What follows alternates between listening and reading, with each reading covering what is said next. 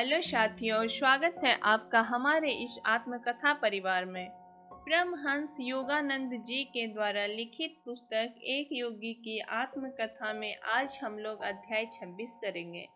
हमारा अध्याय 26 है क्रिया योग विज्ञान। क्रिया योग विज्ञान के बारे में इस पुस्तक में कई बार जिक्र हुआ है। इसको आधुनिक भारत में प्रचारित करने में मेरे गुरु लाहाड़ी महाशय का बहुत बड़ा योगदान है।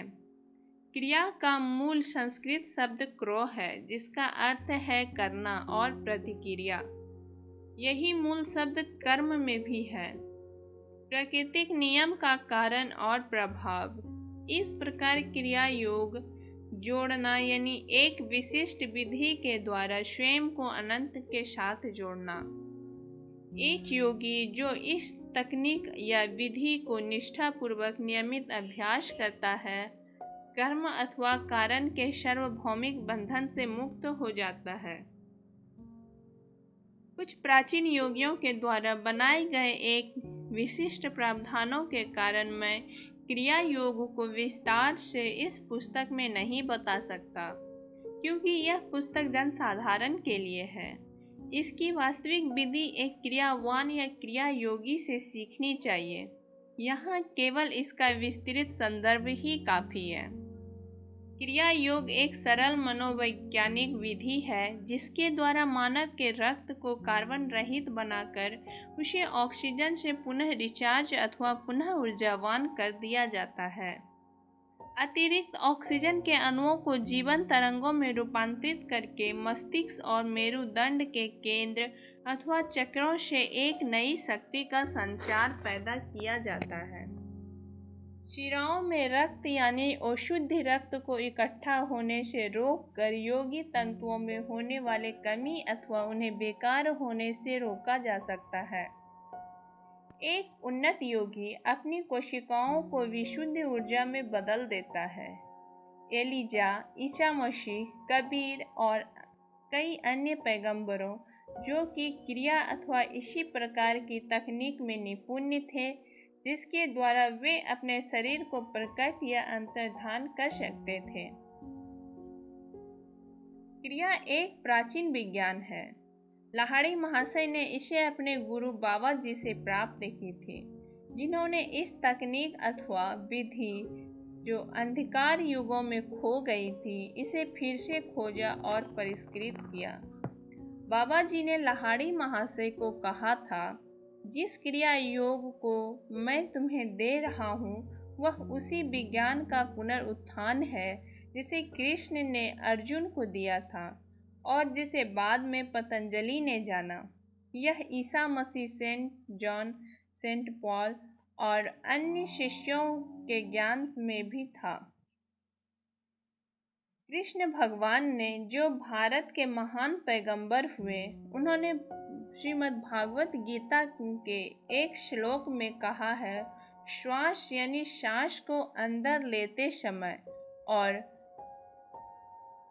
प्रश्वास यानी सांस को बाहर निकालते समय एक योगी इन दोनों श्वासों को क्रिया विहीन अथवा निष्क्रिय कर देता है और इस प्रकार हृदय से वह प्राण शक्ति को मुक्त करके उसे अपने नियंत्रण में कर लेता है। इसकी व्याख्या इस प्रकार की जा सकती है, योगी शरीर के हर्ष यानी पतन को उनमें प्राण शक्ति को डालकर रोका सकता है और शरीर में विकास के अचानक होने वाले परिवर्तनों को अपान वायु यानी नष्ट करने वाली तरंगों द्वारा रोक देता है। इस प्रकार हर्ष और वृद्धि दोनों को रोककर योगी जीवन पर नियंत्रण करना सीख जाता है। भगवान कृष्ण ने यह भी कहा कि उन्होंने अपने पूर्व अवतार में इस नष्ट न होने वाले योग को एक प्राचीन ज्ञानी जिसका नाम विश्वासवत था, उनको दिया था। विश्वासवत ने मनु, जो कि एक महान कानून अथवा नियम निर्माता थे, उन्हें दिया। मनु ने इसे इक्ष्वाकु, जो भारत के सूर्य वंश के संस्थापक थे, उन्हें दिया। इस प्रकार यह एक से दूसरे के पास पहुँचते हुए इस राजयोग की रक्षा ऋषि ने तब तक की जब तक भौतिकवादी काल शुरू नहीं हुआ।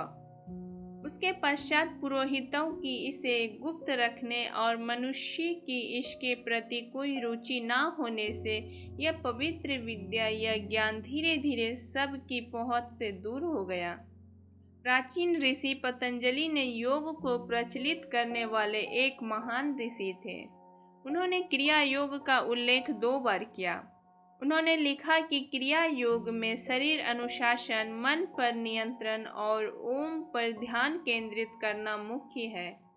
ध्यान के समय सुनाई देने वाली ध्वनि ओम ही वास्तव में ईश्वर है और वही ब्रह्मनाद यानी ओम के निर्माता है। ओम एक रचनात्मक शब्द है। यह एक स्पंदन यंत्र की आवाज है। यहाँ तक कि योग का एक नया साधक भी अपने अंदर इस अद्भुत आवाज ओम को सुन सकता है। इस प्रकार के आनंदमय अध्यात्म के प्रोत्साहन से भक्त यानी साधक पूरी तरह से निश्चित हो जाता है कि वास्तव में यह दिव्य शक्ति या सूक्ष्म लोक के संपर्क में है।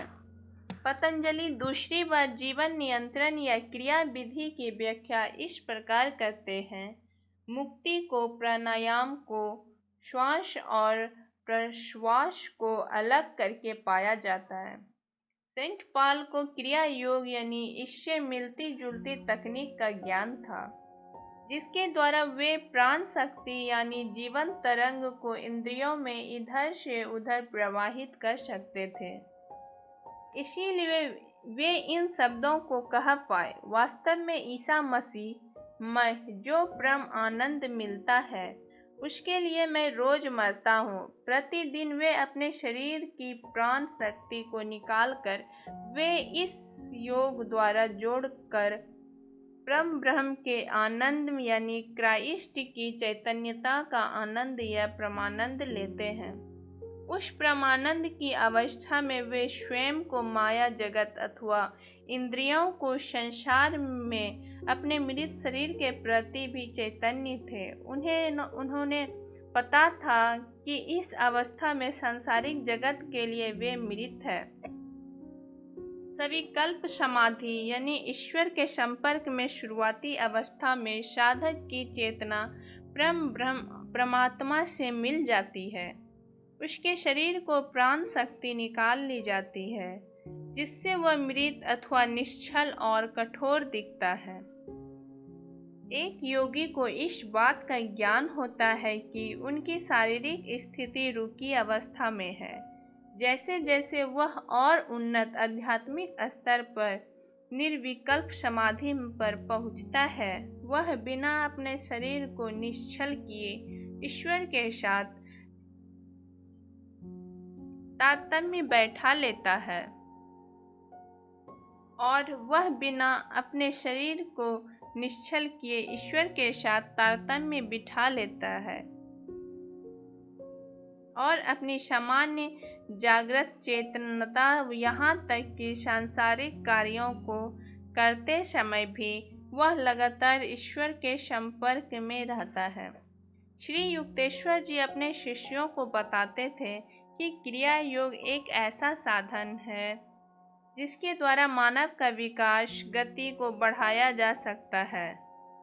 उनके अनुसार प्राचीन योगियों को पता चल गया था कि ब्रह्मांडीय चेतनता का रहस्य बहुत गहराई से श्वास पर प्रभुत्व यानी श्वास पर नियंत्रण से जुड़ा हुआ है। विश्व के ज्ञान संपदा के कोश में भारत का यह योगदान अपने में अनोखा और अमर यानी शाश्वत है।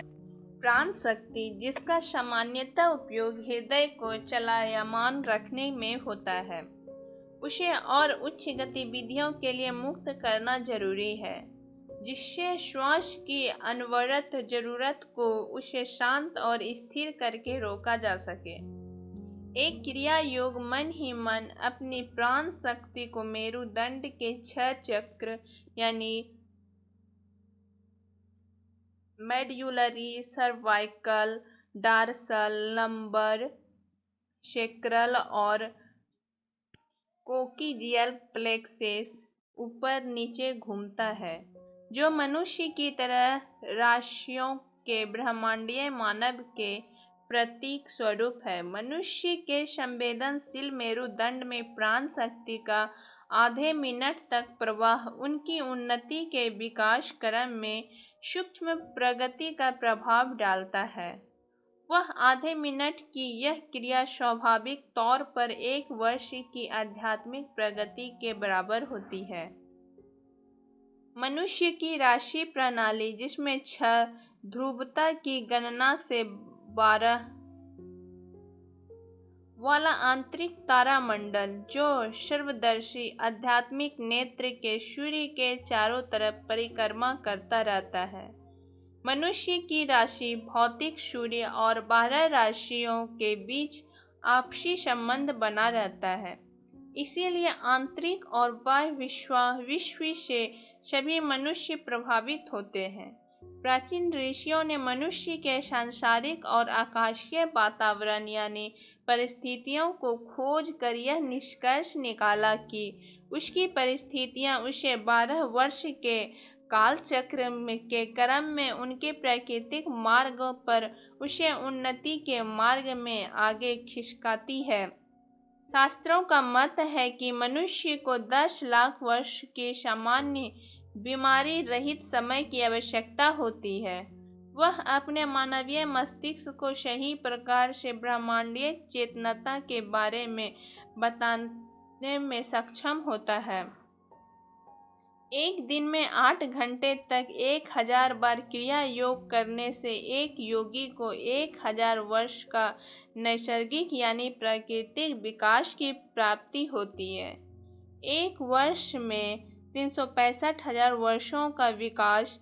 इस प्रकार एक क्रिया योगी 3 वर्षों में ही अपने बौद्धिक आत्म प्रयास से उसी परिणाम को प्राप्त कर लेता है जिससे प्राकृतिक रूप से करने पर 10 लाख वर्ष लगते हैं। इस तरह के छोटे मार्ग वाली क्रिया जाहिर है किसी बहुत उन्नत योगियों द्वारा ही की जा सकती है। अपने गुरु के मार्गदर्शन ऐसे योगी सावधानी पूर्वक अपने शरीर और मस्तिष्क को तैयार करते हैं, जिससे वे गहन अभ्यास द्वारा उत्पन्न शक्ति को ग्रहण कर सकें। क्रिया योग का नया साधक अपने अभ्यास के 14 से 28 बार करता है। कई योगी 6, 12, 24 और 48 वर्षों में अपनी मुक्ति के लक्ष्य को पाल लेते हैं। एक योगी जो अपने संपूर्ण ज्ञान को पाए बिना संसार से चला जाता है, वह अपने पूर्व की क्रिया प्रयासों के अच्छे कर्म को अपने साथ ले जाते हैं।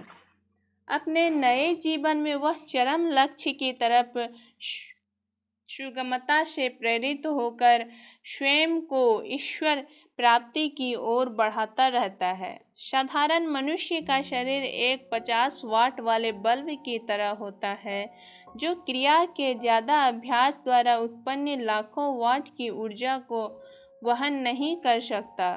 क्रिया योग की सरल और अचूक विधि को धीरे धीरे और नियमित रूप से अभ्यास करते रहने से वह अंत में ब्रह्मांडीय ऊर्जा में यानी महाप्राण शक्ति की अनंत संभावनाओं को व्यक्त करने के योग हो जाता है।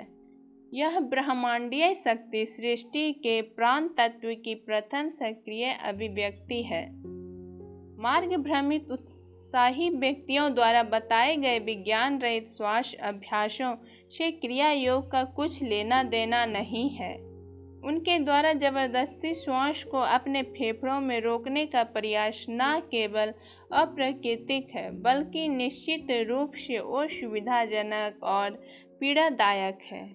इसके विपरीत क्रिया योग का अभ्यास शुरू करने से ही एक शांति देता है, और यह मेरुदंड में शांत आराम देने वाला स्पंदन की वजह से उसमें उत्पन्न नई शक्ति के प्रभाव की वजह से होता है।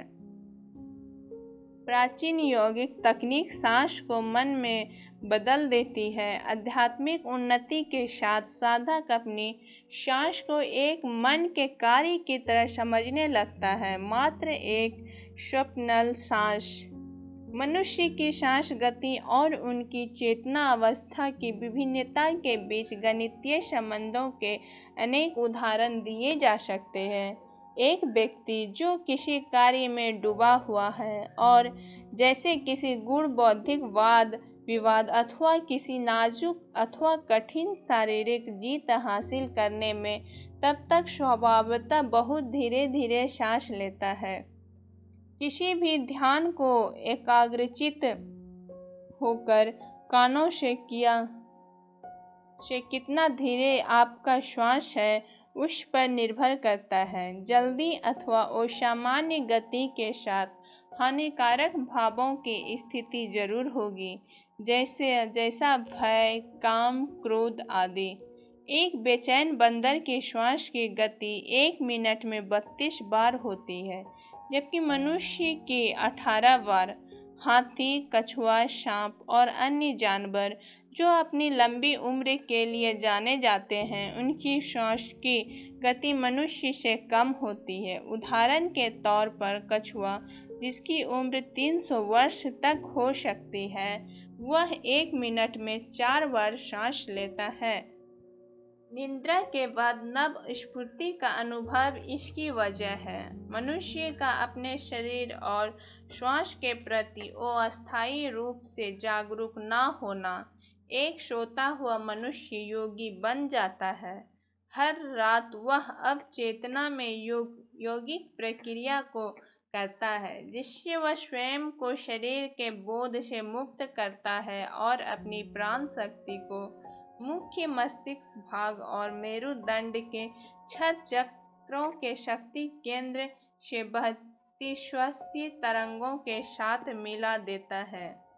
इस प्रकार सोने वाला व्यक्ति अनजाने में ब्रह्मांडीय शक्ति यानी परमपिता परमेश्वर की शक्ति के कुंड में डुबकी लगाता है, जो समस्त जीव जगत का प्राणधार है। अपनी इच्छा से योगी एक सरल और प्राकृतिक विधि को धीरे धीरे सोने वाले अचेतन व्यक्ति की तरह नहीं है, बल्कि चेतन होकर करता है। एक क्रिया योग अपनी तकनीक का उपयोग करने अपने शरीर की हर भौतिक कोशिका को अक्षय प्रकाश से सराबोर करके उन्हें चुंबकीय अवस्था में रखता है। वह वैज्ञानिक रूप से श्वास को अनावश्यक बना देता है और वह बिना अवचेतन अवस्था या नींद में करता है। क्रिया में बाह्य प्राण शक्ति का इंद्रियों द्वारा बेकार में व्यय और उनका दुरुपयोग नहीं होता, बल्कि प्राण शक्ति सूक्ष्म मेरुदंड की शक्तियों के साथ फिर से जुड़ जाती है। इस तरह प्राण शक्ति के मिलने से योगी का शरीर और मस्तिष्क की कोशिकाएं आध्यात्मिक अमृत से तरंगित हो जाती है। इस प्रकार वह स्वयं को प्रकृति के नियम से दूर कर लेता है। प्रकृति के नियम जो उसे केवल एक चक्र में चलने वाला जीवन, जो उसे उचित भोजन, सूर्य के प्रकाश और सामंजस्य वाले विचारों के साथ 10 लाख के अपने ध्येय यानी आत्म ज्ञान को प्राप्त कर सकता है। मस्तिष्क के आकार में थोड़ा सा भी परिवर्तन करने से सामान्य स्वस्थ जीवन के 12 वर्ष लगते हैं। इस हिसाब से ब्रह्मांडीय चैतन्यता को प्राप्त करने के लिए आवश्यक मस्तिष्क को परिष्कृत करने में 10 लाख वर्ष की जरूरत होगी। श्वास के धागे को खोलकर जो आत्मा को शरीर से बांध कर रखती है, क्रिया योग जीवन को दीर्घ आयु बनाती है और चेतना को अनंत में विस्तृत करती है। यह मन और सांसारिक पदार्थों में लिप्त इंद्रियों के बीच चलने वाले युद्ध को समाप्त कर देती है और साधक को अपने अनंत साम्राज्य पर फिर से अधिकार देने के लिए उसे आज़ाद कर देती है।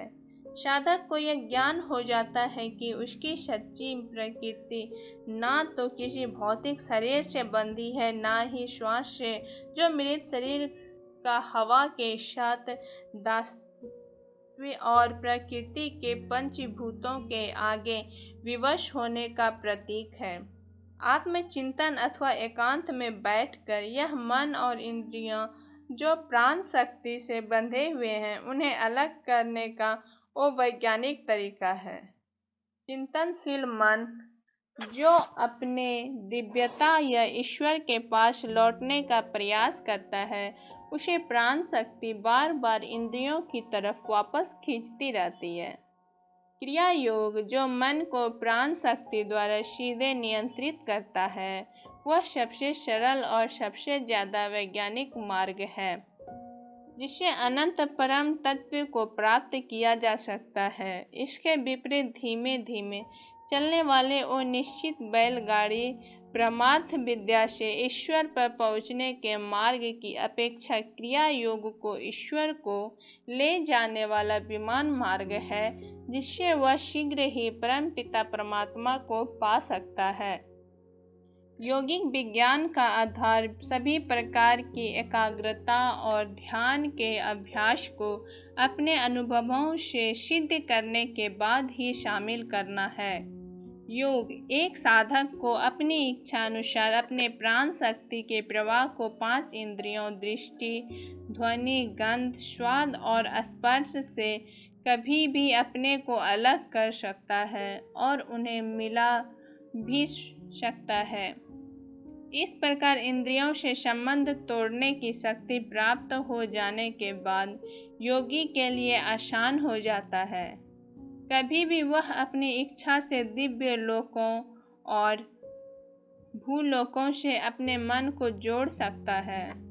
अब प्राण शक्ति उनकी इच्छा के विरुद्ध उसे बेकार की संवेदनाओं और बेचैन विचारों में नहीं ला सकती। क्रिया योगी जो अपने शरीर और मन का स्वामी है अंत में अपने अंतिम शत्रु मृत्यु पर विजय प्राप्त कर लेता है।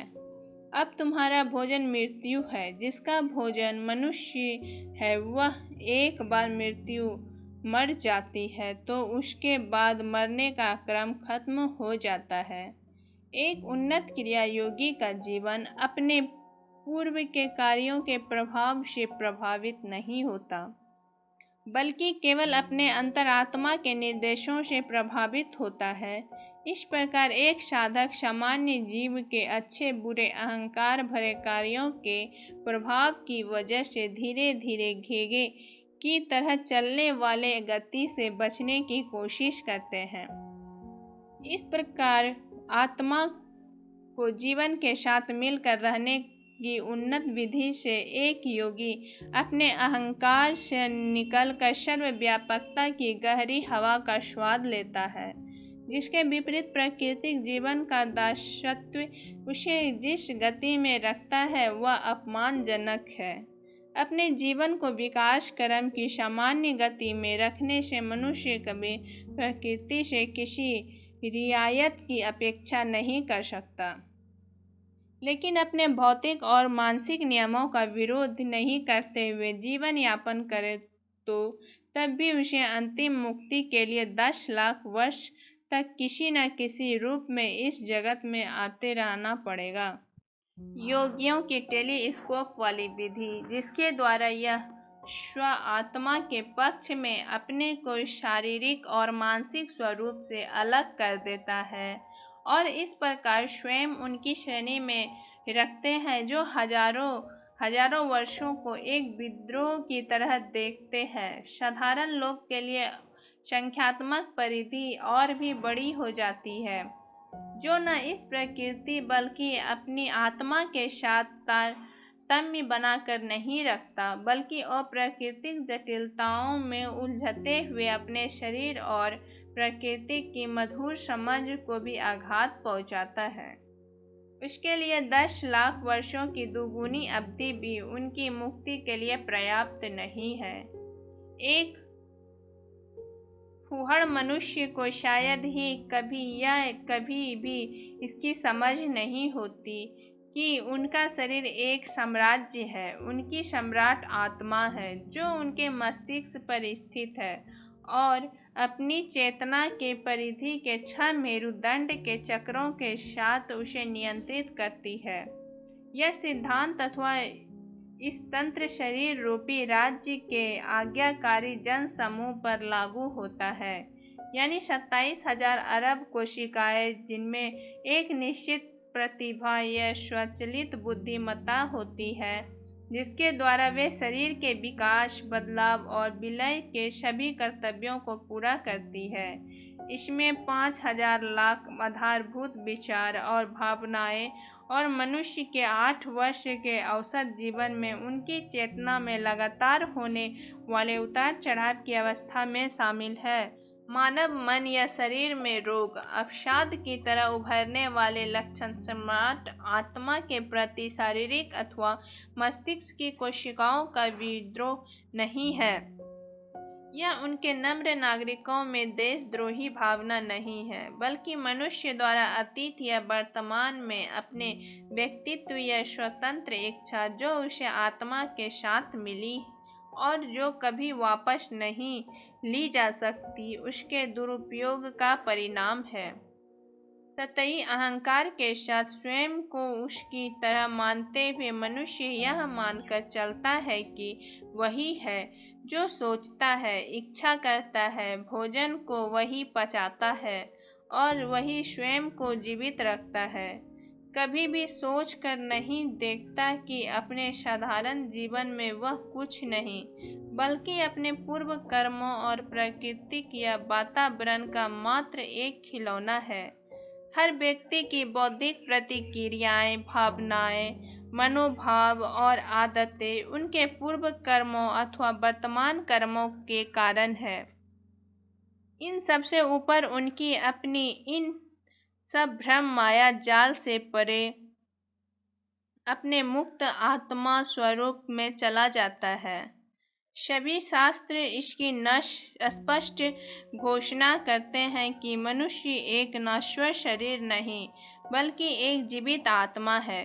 क्रिया योग द्वारा उसे एक प्रक्रिया मिली जिससे वह शास्त्रों के सच को प्रमाणित कर सकता है। बाह्य क्रिया या पद्धति अज्ञान को खत्म नहीं कर सकता, बल्कि वह परस्पर विरोधी ही नहीं है। ऐसा शंकरा ने प्रसिद्ध सेंचुरी ऑफ वेसेस में लिखा था। केवल समझा हुआ ज्ञान ही अज्ञान को खत्म कर सकता है। ज्ञान बिना प्रश्न विचार के नहीं मिलता। मैं कौन हूँ? विश्व की उत्पत्ति कैसे हुई? इसका निर्माता कौन है? इसका भौतिक कारण क्या है? इस तरह के प्रश्नों को किया जाना चाहिए। इसका यही तात्पर्य है।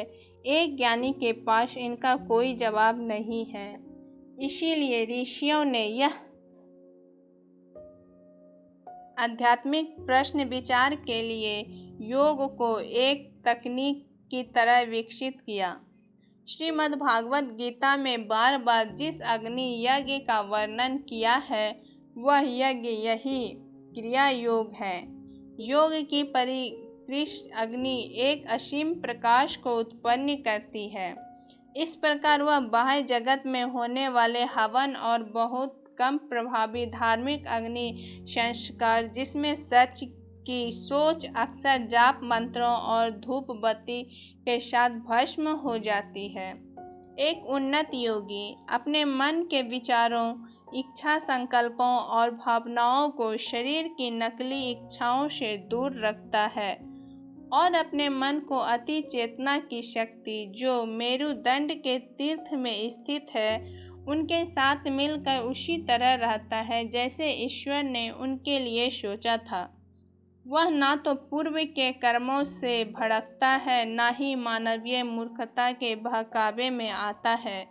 इस प्रकार का योगी अपनी सर्वोच्च आकांक्षा को पाकर अक्षय आनंद के मय ब्रह्म के परम आश्रम में सुखी रहता है।